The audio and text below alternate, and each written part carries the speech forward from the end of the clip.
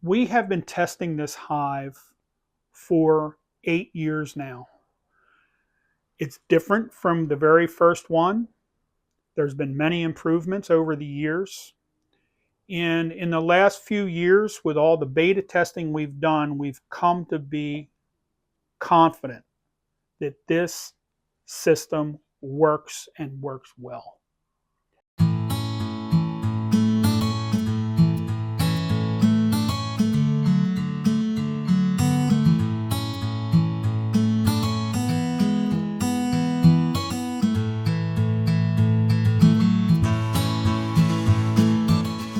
Hey guys, this is Nat with the Keeper's Hive. In the past, we've made a bunch of videos about beekeeping. You've seen a lot of my partner George, who is a professional. And today I thought I would like to step in and give you something just a little bit different. So the first thing I'd like to do is just give you a little history. I was a woodworker for a living, and one day I saw this fella where I worked was taking care of some honeybees, and I thought, that's a crazy hobby. I mean, why would people want to take care of bees and get stung so much? But darned if he didn't get me interested. And I asked him one day, can I just come with you and see what you're doing? And he said, sure, come on. So I went with him, and don't you know, I got hooked.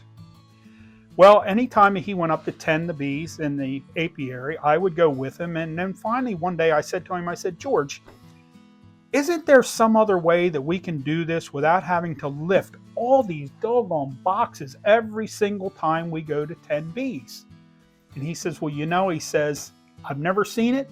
He says, but if you can come up with some way, that would be great. And I thought, okay. So over time, I just kept thinking about it and thinking about it and thinking about it. And so I got this idea.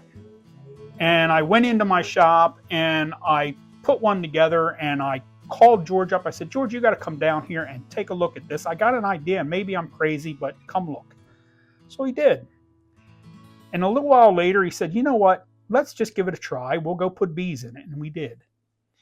And that was about 8 years ago. And you know what?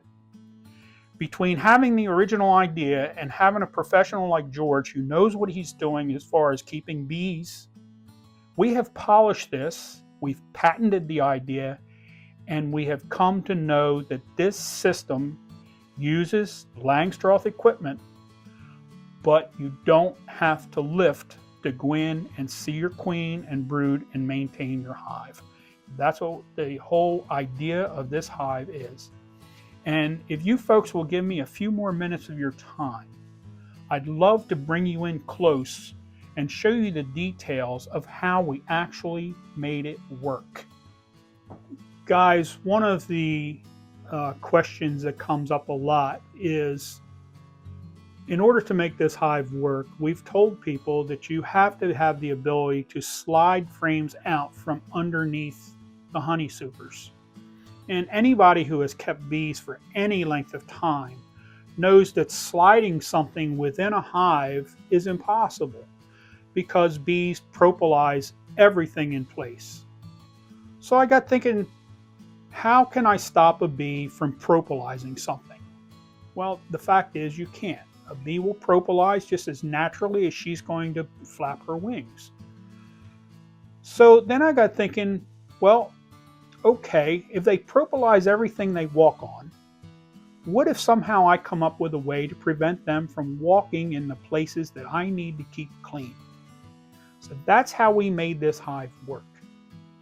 Now, when you look at these hives, it becomes more than obvious that when we open up, half our frames are outside, but the other half are underneath the honey supers. And they're the ones that we have to be able to slide out without lifting all these boxes off. So let me show you how we did it. The first thing you notice when you open up is we have a nice observation window here. And that kind of lets you just open up, take a real quick look to see how populated your bees are, see if everything's going as planned. So when we take this off, I'm going to show you how we prevented the ends of the frames from being propolized. Now, the first thing we did was we made what we call frame protectors. We took these pieces and we cut grooves in them that are the exact same size as the tabs on the ends of your frames. Now, another thing you may notice is that our frames are sitting on top of this box. Now, normally in a Langstroth hive, and I'll show you this one, your frames set down in the groove.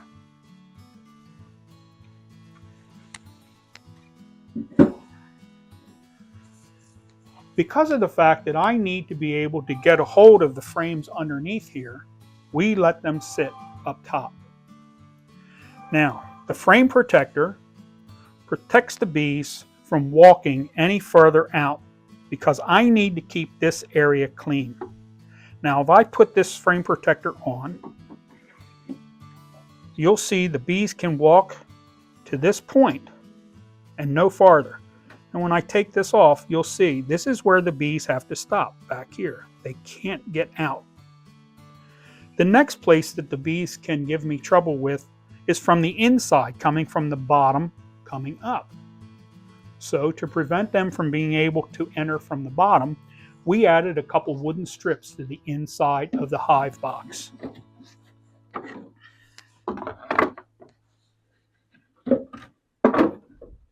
If you look closely, you can see there's small strips here. And what that does is it eliminates the bee space from the bees coming from inside the hive, coming up and entering this area. Now, there's no way they can walk anywhere out here to propolize these in place, which gives us the ability to reach in with 2 fingers and pull frames from underneath the honey supers. When we're done inspection, all we have to do is slide them back and put our frame protectors back in place. And that's how we actually made it work. We just prevented the bees from walking where we don't want them. I like to say we did a little traffic control. So guys, that's the details of how we made this hive work. But why did we do this? Well, the very first reason that I got this whole idea was because, quite frankly, over the years, I've injured my back so many times. Lifting supers and then turning to set them down was something that I just can't do anymore. So I had to come up with a way that I could take care of bees and not have to worry about that.